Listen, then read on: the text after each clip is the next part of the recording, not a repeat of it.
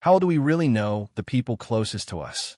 The ones we welcome into our homes, into our hearts, into our lives. Eleanor Hayes believed she knew. She believed in love, in loyalty, in the unshakable bond of family. She lived her life by those principles, trusting, sacrificing, loving without conditions. But trust can be the most dangerous illusion of all. This is not just the story of a woman's death. No, it's the story of everything that unraveled before the poison touched her lips. It's the story of betrayal so twisted, so devastating, that even in death, Eleanor managed to outwit the people who tried to destroy her. When Eleanor died at the age of 67, her family mourned, or at least pretended to. Her death appeared to be from a mysterious illness. Doctors were baffled.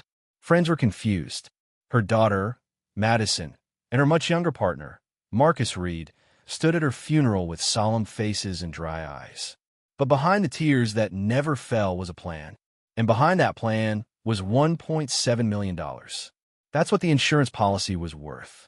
But here's the twist. Eleanor hadn't left it to Marcus. Not to Madison, either. She left it to someone no one expected.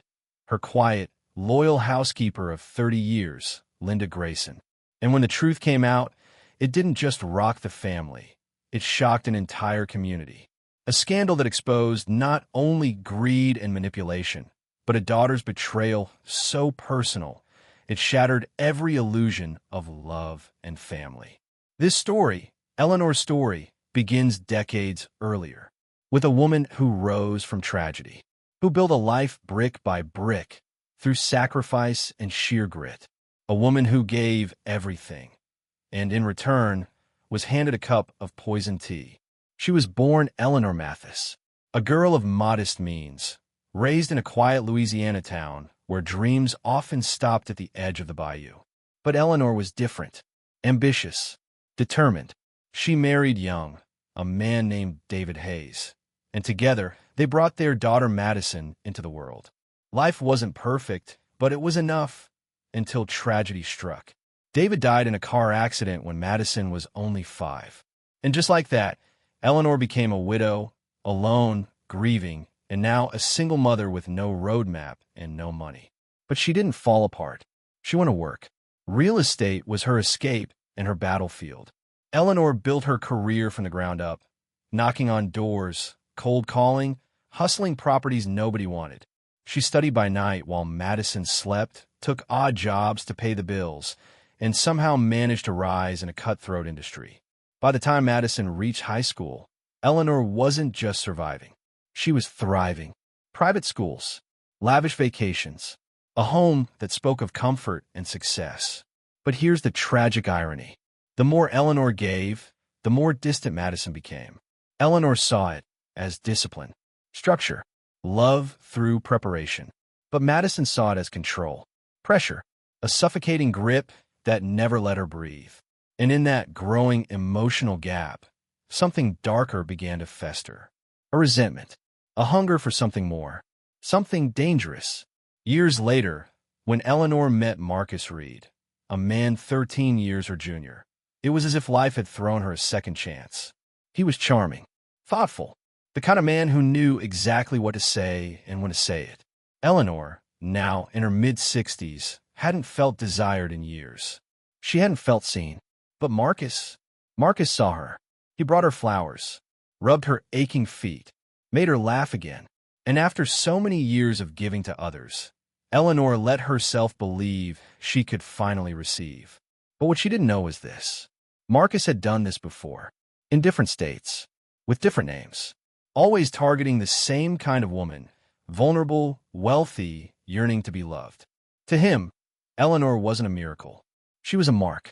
Still, Eleanor believed. Even as her daughter Madison grew colder, more aloof. Even as Marcus became more involved in their lives, whispering words of comfort to one and seduction to the other. Even as the walls of her own home began to shift beneath her feet, she clung to love. She clung to family. But behind those soft glances and quiet dinners was a secret. A betrayal so unspeakable that it would steal not only Eleanor's health, but her very life. And yet, even as she felt her body failing, even as she stared into the eyes of the people she loved most and saw something else staring back. Eleanor Hayes made a decision. She wouldn't scream. She wouldn't confront. She wouldn't rage. She would outsmart them. And she did. Before she took her final breath, Eleanor rewrote the end of her story. She changed her will, redirected the money, planted the seeds of justice. Because if she couldn't stop them in life, she'd destroy them in death. Eleanor Hayes was not born into power. She didn't grow up with wealth, connections, or privilege. What she had, from the very beginning, was grit. The kind that can't be taught. The kind forged in silence, in hardship, in long nights where no one comes to save you. So you save yourself. She was raised in a small, working-class neighborhood just outside Baton Rouge, Louisiana. Her parents worked long hours for very little, but they taught her two things that stayed with her until the end. Always stand tall, her father used to say, even when life tries to bend you. Eleanor took that lesson seriously. She was the first in her family to graduate high school with honors, and the first to dream beyond the boundaries of her zip code. Her ambition wasn't flashy. It was patient, methodical. A quiet flame that never flickered, no matter how hard the wind blew. In her early 20s, she married David Hayes, a warm, steady man who worked as a high school math teacher. Together, they built a simple but joyful life. When their daughter, Madison, was born, Eleanor saw in her a second chance, not for herself, but for the life she had never known. She promised Madison the world. But life, as it so often does, had other plans. When David was killed in a late-night highway crash, Eleanor's world came crashing down. She had no savings, no support, just a 5-year-old daughter looking up at her with wide eyes, asking where Daddy went. And so, Eleanor did what survivors do. She grieved quietly. Then she went to work. Real estate wasn't her passion at first. It was just a job. But Eleanor saw something in it, something powerful. A way to build, a way to provide, a way to rise. She took night classes while working 2 jobs, studied contracts by the light of the stove while Madison slept, went from showing rentals in rundown neighborhoods to flipping homes in rising markets. And she did it all alone. There was no shortcut, no inheritance, no man behind the curtain. Just Eleanor, her will, her drive, and a burning need to create something Madison could be proud of. And she did. By the time Madison was in high school, Eleanor had built a small real estate firm from the ground up. She owned 3 properties, drove a silver Lexus, and had finally moved them out of their cramped 2-bedroom and into a bright, open-concept home with vaulted ceilings and a landscaped backyard. Eleanor could finally breathe. She paid for Madison's private school tuition, enrolled her in summer arts programs, took her on vacations to the Bahamas, New York City, and even Paris. She wanted to give her daughter everything she never had. But as the house grew bigger and the bank account fuller, the space between mother and daughter also expanded. From the outside, they looked like the perfect pair. Madison beautiful and poised. Eleanor elegant and powerful. They went to the same salons, attended charity galas together, smiled in every Christmas photo. But behind those smiles was silence. Madison didn't see sacrifice. She saw control. She didn't feel grateful. She felt watched. Every time she made a decision, what to wear, who to date, what to study, Eleanor had an opinion. And Madison, who had grown up in the shadow of her mother's towering strength, felt like she was suffocating. Eleanor, for her part, never understood the resentment. She only ever wanted the best for her daughter. To protect her, to prepare her, to love her in the most complete way she knew how, by building a world where Madison would never have to struggle the way she once did. But love, when wrapped too tightly, can feel like a cage. Their arguments were rarely explosive. More often, they were quiet and cold. A door slammed too hard, a phone call that went unanswered, a family dinner skipped with a careless excuse. Eleanor would sit at the table, alone, staring at the place setting across from her, wondering where she went wrong, wondering if she'd given too much or not enough. And Madison? She began to drift. By the time she was in her mid-20s, she had dropped out of grad school, cycled through 2 failed relationships, and moved back home, just until things stabilized. Eleanor welcomed her without hesitation. She always did, but something had changed. Madison wasn't the shy, uncertain girl anymore. She had learned to wield silence like a weapon, to manipulate guilt with subtle glances and carefully chosen words. And Eleanor, despite her success in business and her strength of will, was still a mother aching for her daughter's love. She gave Madison room, support, even her company's office assistant position. Still, the warmth between them never returned. And just as Eleanor began to quietly accept that some wounds never heal, a man named Marcus Reed entered her life. He was 53, smooth, charismatic. He introduced himself during a property showing for a condo Eleanor was listing. He wasn't looking to buy, not really, but he was charming, funny, and deeply interested in her. Eleanor was flattered, then intrigued, then captivated. She hadn't felt desired in years, hadn't felt interesting, beautiful, alive. Marcus gave her all of that, and more. He showed up with flowers, opened car doors, asked questions about her life, her dreams. He made her laugh again, and for a woman who had spent decades giving love, it felt miraculous to finally receive it. Madison, for her part, was distant but cordial. She didn't seem bothered at first. If anything, she seemed indifferent. But under that indifference was something growing, something Eleanor couldn't see. And Marcus? He saw everything. To the casual eye, Marcus Reed looked like a second chance. He was the kind of man who wore his flaws like old tattoos, faded, weathered, but presented as part of a journey. "I've made mistakes," he would say, with just enough remorse in his voice to sound sincere. "But I've grown from them." And Eleanor Hayes believed him. How could she not? After years of loneliness, of disappointment, of silence echoing through an empty home, Marcus arrived like sunlight through storm clouds. A smile that lingered, a laugh that warmed. He made her feel something she hadn't felt in years, wanted. He listened. He complimented her intelligence. He admired her independence. He said things like, "You inspire me, Eleanor. You've built something real." And she believed him, every word. But behind that polished smile was a different man, a man who had perfected the art of transformation, a man who didn't fall in love. He hunted vulnerability. Long before he ever stepped foot into Eleanor's home, Marcus Reed had already left a trail of fractured lives behind him. In his 20s, he bounced between cities, using different versions of his name. Marcus Rates, Marcus Red, even Dr. Mark R. He worked odd jobs, contractor, yoga instructor, business consultant. Nothing ever lasted. Nothing ever needed to. He dated older women, always women who had money, or grief, or both. In Florida, there was a widow who accused him of manipulating her into signing over power of attorney. The case was dropped when she mysteriously withdrew her complaint. In Georgia, there was a retired schoolteacher with early-stage dementia. Friends noticed the strange withdrawals, the sudden changes in her will. But by the time anyone asked questions, Marcus was already gone. He never stayed long, just long enough. And when he met Eleanor Hayes, well into her 60s, alone, wealthy, and still aching from a daughter's rejection, he saw everything he needed to see. This wasn't love. It was opportunity. He moved slowly, carefully. He didn't pressure her, didn't move in right away.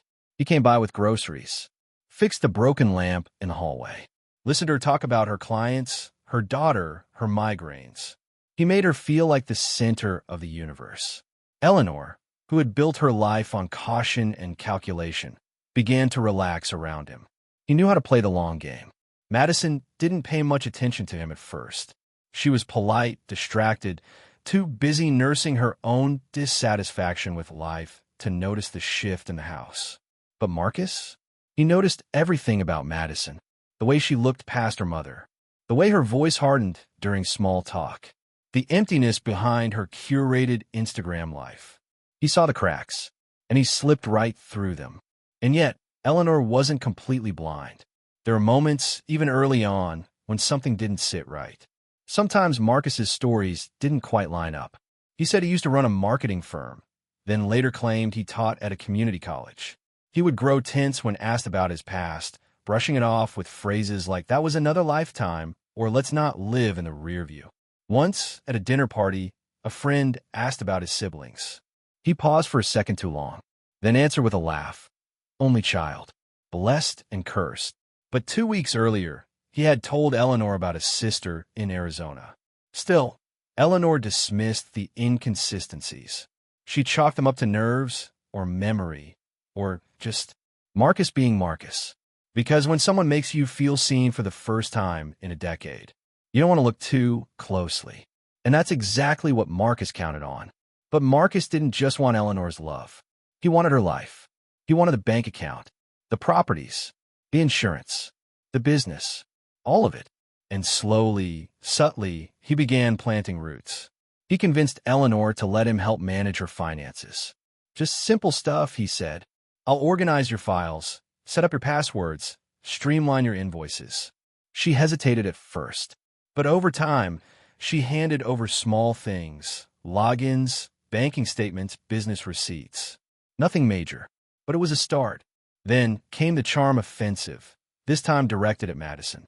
He was careful, gentle, always appropriate, until he wasn't. He complimented her cooking, laughed at her dry jokes, asked for her opinion on his wardrobe. It seemed harmless at first, a friendly connection, but beneath the surface something was shifting, and Eleanor, caught in the middle, didn't notice, or perhaps didn't want to. It started with a glance, then a late-night conversation in the kitchen, then a whispered laugh behind a closed door. Marcus knew exactly what he was doing, and Madison, already emotionally raw, mistook his attention for affection, for love. She had spent her whole life feeling invisible in her mother's shadow. Now, here was someone who looked at her like she mattered, who told her she was brilliant, who saw the real her. He didn't need to force her into anything. He just gave her what she thought she was missing. And before long, Eleanor's beautiful, carefully built world had a hairline fracture running straight through its foundation. The betrayal hadn't happened yet, but the stage was set. The cast was in place. And Marcus Reed, predator, manipulator, illusionist, was right where he wanted to be. Inside her house, inside her family, inside her future.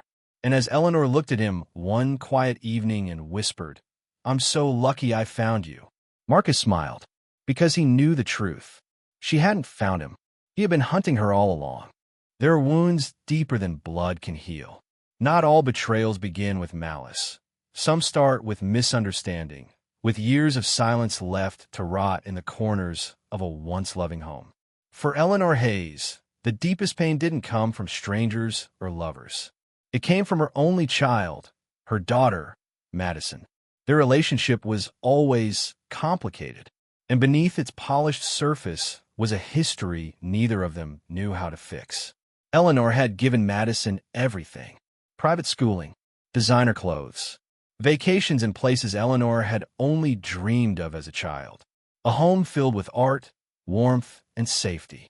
But somehow it wasn't enough. Where Eleanor saw sacrifice, Madison saw suffocation. Where Eleanor offered structure, Madison felt constraint. And somewhere along the line, between bedtime stories and report cards, college tours and career advice, their bond frayed. Unspoken resentments settled into the spaces where affection used to live. Madison felt judged. Eleanor felt unappreciated. And both women, in their own way, were right. It wasn't that Madison hated her mother. She simply couldn't breathe around her. Eleanor wanted her to be polished, responsible, grateful. Madison wanted to be wild, spontaneous, free. But freedom wasn't something Eleanor understood. Not after clawing her way through poverty and grief to build a stable life. She hadn't fought that hard to raise a daughter who seemed lost in every direction. Still, Eleanor tried. She offered advice, most of it unsolicited. She meddled. She worried. She hovered. But never once did she stop loving her daughter. Even when Madison moved out without warning at 22. Even when she dropped out of grad school. Even when she came back home 3 years later, broke and bitter and unwilling to talk about where she'd been. Eleanor opened the door. No questions asked, but questions lived behind her eyes. Madison saw Marcus Reed for what he was, a puzzle. Older, sure, but handsome. Smooth-talking. The kind of man who never let a moment fall into silence. At first, she didn't care. He was her mother's boyfriend. That was it. But over time, something changed. Maybe it was the way he looked at her, not with paternal warmth, but curiosity. Maybe it was the compliments. You have your mother's eyes, but your own fire. Maybe it was how he laughed at her sarcasm, how he listened when she vented about life, how he never told her what to do. Eleanor told Madison how to live. Marcus told her she was perfect just as she was. It began innocently. A shared drink in the kitchen while Eleanor was out. A conversation that ran too long. A text sent under the table. Marcus never touched her, not at first. He knew better. He made her want him first. He fed her ego, her loneliness, her growing resentment toward her mother. He made her feel powerful, desired, seen. And Madison, already drowning in shame and confusion, mistook that manipulation for intimacy. He didn't seduce her body. He seduced her wounds. Eleanor sensed the shift long before she saw the truth. She felt it in the quiet glances exchanged across the dinner table, the inside jokes that excluded her, the sudden pauses when she entered a room. It didn't make sense, until it did. One night, Eleanor woke to the soft sound of laughter, Madison's laugh, drifting from the kitchen. She walked quietly down the hallway, the floor cold beneath her feet. As she approached, she heard Marcus's voice, low, intimate. Then silence. Then a chair scraping the tile. Peering through the dim light of the hallway, she saw them. Marcus standing too close. Madison, smiling in a way Eleanor hadn't seen in years. His hand resting, far too casually, on her lower back. They didn't see her, but she saw everything. Eleanor didn't confront them. She didn't scream or accuse or collapse. She simply turned and walked back to her room, closed the door, and stared at the ceiling. Something inside her, something old and sacred, shattered that night. The betrayal wasn't just in the touch. It was in the ease of it, the casual intimacy, the laughter, the shared secret in her own home, in her sanctuary, in the very place she had built with blood and bone and years. And the worst part? It wasn't just Marcus. It was Madison, her daughter. In the days that followed, Eleanor wore her pain like armor. She smiled. She cooked. She worked. But something in her eyes had changed. She stopped asking Madison how she was. Stopped laughing at Marcus's jokes. Stopped pretending that everything was okay. Because it wasn't. She didn't have proof. Not yet. But she had instinct. And that instinct told her this wasn't just a mistake. It was a choice. A betrayal. A plan. She didn't know how far it would go. But she knew it would go too far. So Eleanor did what only a woman of quiet power could do. She began to prepare. She met with her attorney. Quietly, discreetly, she amended her will. She changed her insurance policy. The $1.7 million Marcus thought he'd inherit? Gone. Redirected. To Linda Grayson, the one person who had never lied, never manipulated, never broken her trust. And she said nothing. To Marcus. To Madison. To anyone. Because Eleanor Hayes wasn't going to rage. She wasn't going to cry. She was going to outlast them. And when the time came, when the lies finally rotted through the floorboards, they wouldn't see it coming. But she would. Because Eleanor wasn't blind anymore. She was wide awake. Betrayal doesn't always crash through the door. Sometimes it slips in like a whisper. At first, the connection between Marcus Reed and Madison Hayes was subtle. So subtle that even they might have believed it was harmless. Just a little flirtation. A shared joke. An accidental brush of the hand. But betrayal doesn't need a grand entrance. It only needs a crack in the door. In Eleanor's home, the sanctuary she built with sacrifice and love had become a stage for a secret performance. Madison had never known what it meant to feel truly wanted. Not for her intellect, not for her potential, not even for her beauty. At least, not in her own eyes. Her mother's love had always come packaged in conditions. In expectations. Study harder. Dress better. Choose wisely. Don't waste your future. She grew up believing love was something she had to earn and could never quite reach. But Marcus was different. He didn't tell her to be better. He told her she was already enough. He praised her ideas, even when they were half-formed. He laughed at her jokes, really laughed. He leaned in when she spoke, like her words were gold. And in her desperation to feel seen, Madison opened the door. At first, it was emotional. Long conversations after Eleanor went to bed. Complaints about life, about loneliness, about being misunderstood. Marcus played his part perfectly. The supportive listener, the fellow outcast, the man who got it. They weren't conspiring, not yet. They were just escaping, or so Madison told herself. But escape has a cost, and every night they spent alone, the boundary pushed further. The touches became longer, the looks more lingering, the tension thicker than silence. It wasn't sudden, it was slow, calculated. And by the time they crossed the line, whenever that moment truly was, they had already rewritten the rules. Marcus was careful, always careful. He didn't press, he invited. And Madison, desperate to feel free of her mother's expectations, mistook that manipulation for freedom. He offered her validation, not affection, power, not partnership. But she was too far in to see the difference. She told herself it was love. She told herself her mother had never understood her, never respected her, never seen her. Marcus did, and somewhere in the haze of justification, the betrayal no longer felt like betrayal. It felt like redemption. But Eleanor saw more than she let on. She began noticing the small things. The way Madison's mood lifted when Marcus entered the room. The way he touched her daughter's shoulder, gentle, lingering. The abrupt silences when she walked into the kitchen. She didn't confront them. Not yet. She simply watched, listened, and suffered in silence. Because the worst kind of pain isn't physical. It's the ache of watching the people you love most become strangers. One night, Eleanor confided in Linda Grayson, her housekeeper and most trusted friend. If you saw something, she said, her voice barely a whisper, would you tell me? Linda hesitated. I've seen things, yes, she said gently, but I got no proof. Just instincts. Eleanor nodded, eyes misting with quiet resolve. Then I'll find the truth myself.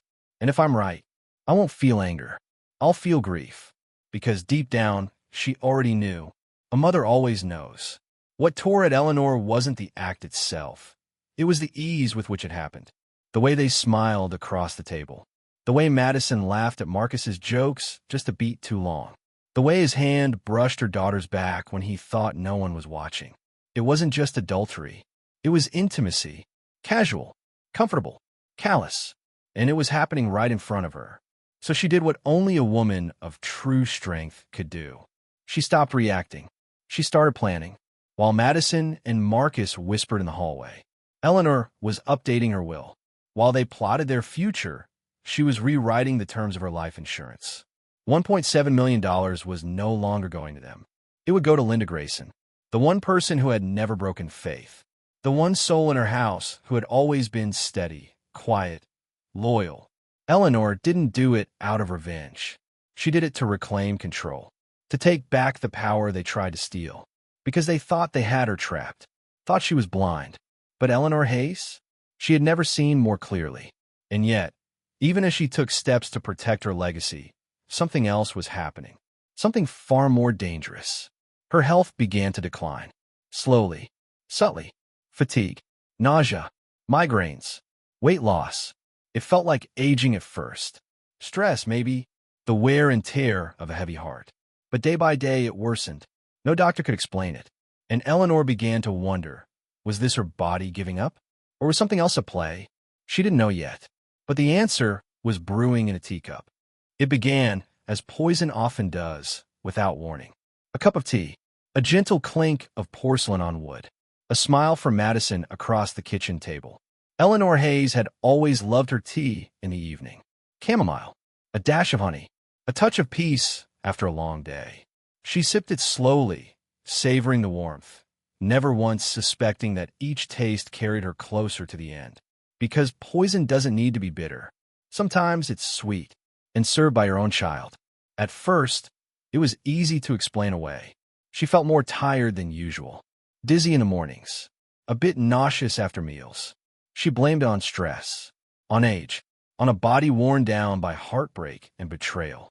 The doctors agreed, at first. Blood work was inconclusive. Scans came back normal. Probably just stress, they said.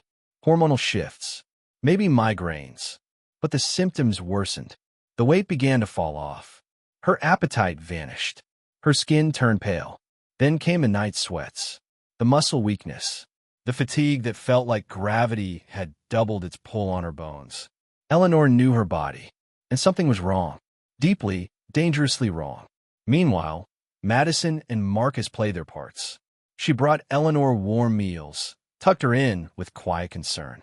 He stood by her bedside, brushing her hair back, whispering, "You're going to be okay." But the concern was too perfect, too scripted, too controlled, and Linda Grayson saw right through it. She'd been with Eleanor for 30 years. Through every up and down, through every illness, every heartbreak, every hard-earned victory. And this didn't feel like sickness. It felt like something far more deliberate. One afternoon, Linda stood in the doorway, arms folded, watching Marcus prepare Eleanor's tea. She said nothing, just watched. Marcus glanced at her, smiled, just trying to help. She didn't return the smile. And later that week, she caught something she couldn't unsee. Madison, standing by the kettle. A vial, small, dark, slipped from her sweater sleeve. She added a few drops to the cup, stirred gently, smiled. When she turned and saw Linda watching from the hall, her expression froze for just a second too long. It was enough. Linda didn't have proof. Not yet. No lab results. No confession. Just a gut feeling that had been honed over decades. A sixth sense born from observing people too closely for too long. She saw the fear in Madison's eyes, the cold calculation in Marcus's voice. Something was wrong. Something terribly wrong. But what could she do? Accuse them? Without evidence? No. She stayed silent. Watched. Waited. Prayed. But inside, a war had begun. As Eleanor's condition worsened, she withdrew from the world. She no longer had the strength to walk the garden path she loved. She stopped attending business meetings. She barely touched her food. She knew she was dying. But she didn't cry. She didn't scream. She held her silence like a sword, because she had already set her plan in motion. The will had been changed. The insurance had been reassigned. Everything was now in Linda Grayson's name. And that, more than any confrontation, was her justice. Marcus didn't know. Madison didn't either. They were still waiting. Waiting for Eleanor to fade. Waiting to collect the prize they thought was theirs. But Eleanor was not done yet. Even in her final days, she left behind a clue. A key. A truth that would expose everything. And when she finally passed, when her heart gave out after months of slow, deliberate poisoning, the world mourned her death as a tragedy. A mystery illness. A beloved woman gone too soon. Everyone believed it. Everyone except Linda. She stood at the casket, stone-faced, her hands clenched tight. She remembered the tea, the vial, the rehearsed grief in Marcus's voice, the vacant coldness in Madison's eyes. She remembered every moment of Eleanor's decline, and she refused to let it go unanswered. So, she did what Eleanor could no longer do. She spoke to the doctors, to the authorities, to the investigators. She told them everything. Every whisper, every glance, every suspicious moment. Her words became the match that lit the fire. The autopsy was ordered, and when the results came in, everything changed.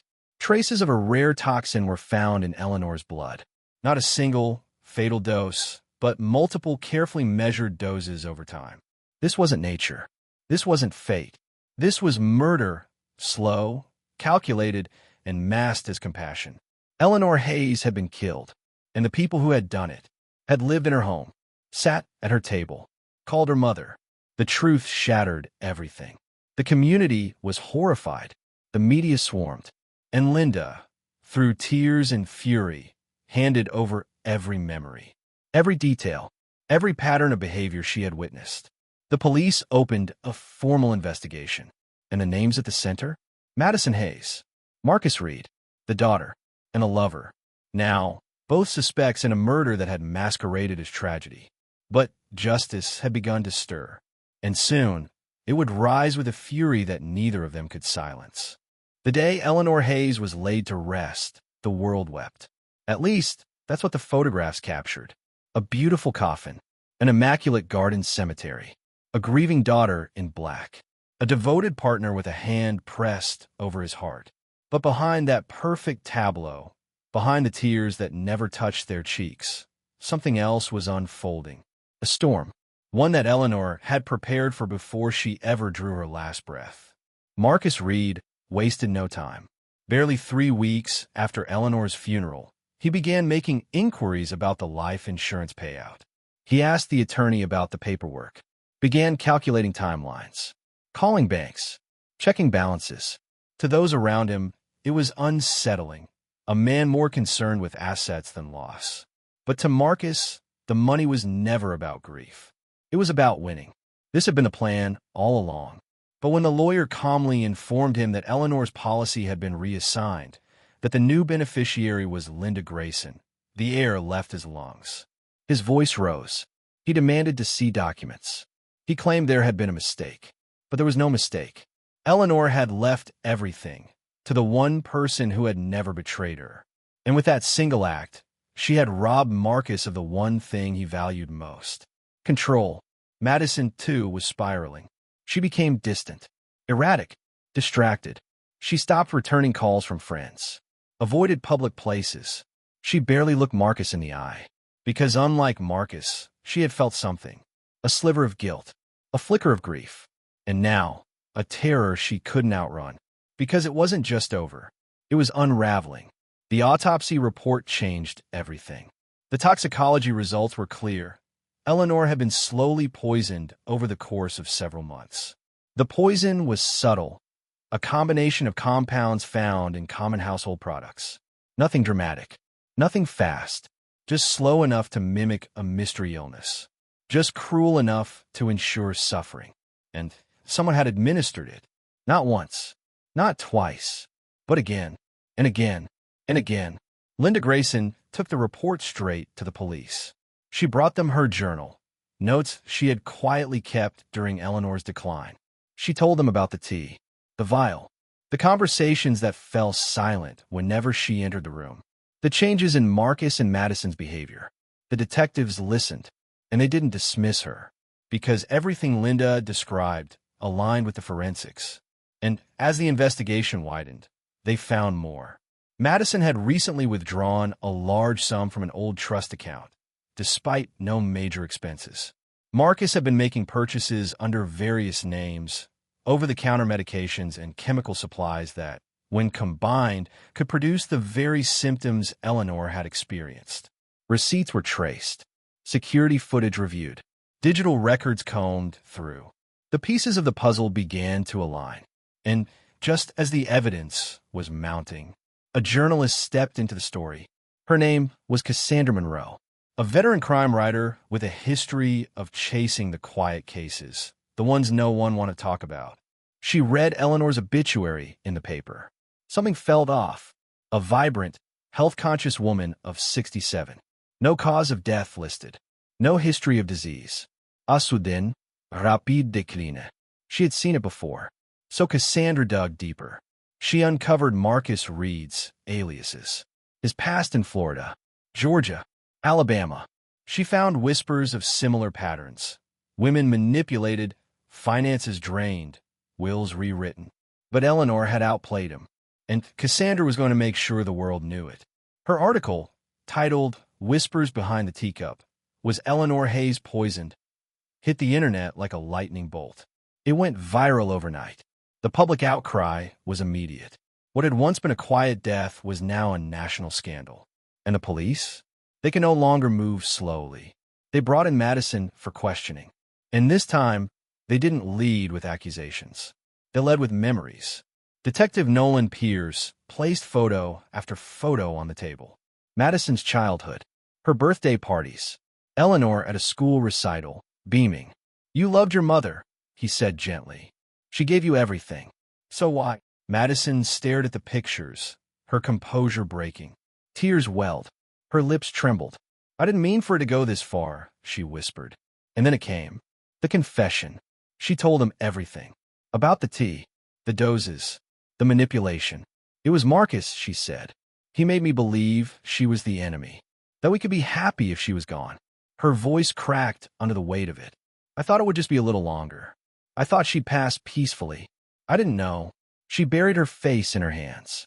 I didn't know it would feel like this. With Madison's confession, the police turned to Marcus. They had the receipts, the financial trail, the poison, the texts. One message from Marcus to Madison sealed it all. Stay patient. We'll have everything we want soon. He denied it. Of course he did. She's lying, he spat. She's desperate. I had nothing to do with this. But his words were hollow, because the evidence was a freight train now, unstoppable. And Marcus Reed had just run out of track. Eleanor had been gone for months. But in death, she had done what no one expected. She exposed the liars, protected her legacy, and ensured that the people who had betrayed her would never walk free. The trial of Marcus Reed and Madison Hayes began beneath a cloud of tension so heavy it felt like thunder could crack at any moment. This wasn't just a courtroom drama. This was the public reckoning of a betrayal so twisted, so intimate, that it stunned even the most jaded spectators. Eleanor Hayes wasn't just a name on legal papers. She was now the face of every mother who gave everything and received silence in return. And now, her story would be laid bare. The prosecution opened with the truth. A woman poisoned slowly over time by the people who claimed to love her most. They didn't need to embellish. The facts spoke for themselves. Forensic experts took the stand, explaining how the toxins built up gradually in Eleanor's system, how the symptoms mimicked age-related decline, how the substances used were easily obtained, but required knowledge to dose just right. This wasn't carelessness, the toxicologist said. This was methodical, intentional, cruel. Next came the witnesses. Friends, colleagues, neighbors. They spoke of Eleanor's strength, her generosity, her love for Madison. Some broke down. Others spoke through gritted teeth. All of them shared one thing in common. Salt. How could it happen? How could someone so full of grace and love be destroyed from the inside by her own family? But it was Linda Grayson who changed the air in the room. When Linda walked to the witness stand, the courtroom fell silent. She wasn't flashy. She wasn't loud. But her words landed like bricks. She told them about the vial, the tea, the unease, the decade she had served Eleanor with loyalty, not as a maid, but as a friend. I was there the night she broke, Linda said softly. I saw it in her eyes. She didn't yell. She didn't cry. She just changed. She spoke of Eleanor's quiet dignity, her decision to change the insurance policy, her final wish to make sure that the people who hurt her would get nothing. And when the court played Madison's recorded confession, her voice shaking, her guilt raw, the jury no longer saw her as a grieving daughter. They saw the truth. Madison's defense tried to shift the narrative. They called her a victim, said she had been manipulated by a seasoned predator, said she was emotionally vulnerable, desperate for love, and blinded by a man who knew exactly what to say.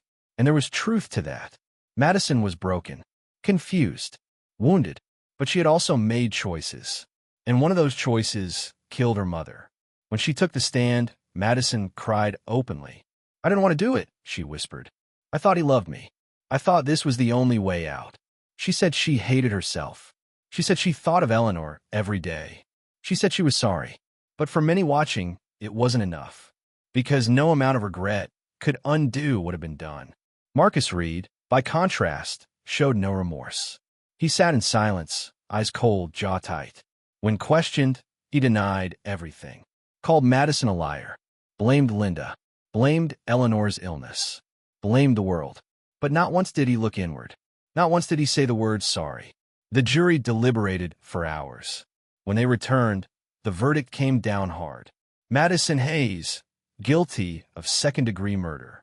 A woman manipulated, yes, but responsible nonetheless. She was sentenced to life in prison with the possibility of parole after 25 years. As the sentence was read, she collapsed into tears. I'm sorry, she whispered. Mom, I'm so sorry. But Eleanor was no longer there to hear it. Marcus Reed, guilty of first-degree murder. Premeditated. Cold. Calculated. The judge did not hold back. You took a woman's love and turned it into a weapon, he said. You preyed on vulnerability. You twisted trust. And for that, You will never walk free again. Marcus was sentenced to life in prison without the possibility of parole. He blinked. That was all. Justice had been served. But Eleanor's story didn't end in the courtroom. It continued in legacy. Linda Grayson, now the sole beneficiary of Eleanor's estate, didn't use the money for herself. She founded the Eleanor Hayes Foundation, a nonprofit dedicated to supporting single mothers, victims of domestic manipulation, and women escaping emotional abuse. Scholarships, legal aid, emergency housing, mentorship. Eleanor's name now lived not just in headlines, but in hope. And every time a struggling mother walked through the foundation's doors, they saw a portrait on the wall. Eleanor, smiling, strong, alive. As for Madison, she lives in a correctional facility haunted by the echoes of her own choices. She journals daily, writes letters to her mother, letters that no one reads, words filled with sorrow, regret, and desperate pleas for forgiveness. She will carry that weight for the rest of her life. Because even if Marcus manipulated her, she chose to walk the path with him. And Marcus? He sits behind cold concrete walls, forgotten. His charm faded, his power gone. Just another inmate, just another predator brought to justice. His legacy? Oblivion. But Eleanor Hayes? Her story lives on, not in the tragedy of her death, but in the power of her silence, the strength of her choices, and the truth she forced into the light. She never screamed, never accused, never begged. She simply acted, and in doing so, she turned her death into a declaration. You cannot destroy me. Even in silence, I will be heard. So when we remember Eleanor Hayes, let it not be as the victim of poison. Let it be as the woman who saw betrayal and still chose dignity over vengeance. The woman who knew love and still chose justice. And may we never forget, sometimes the quietest voices echo the loudest.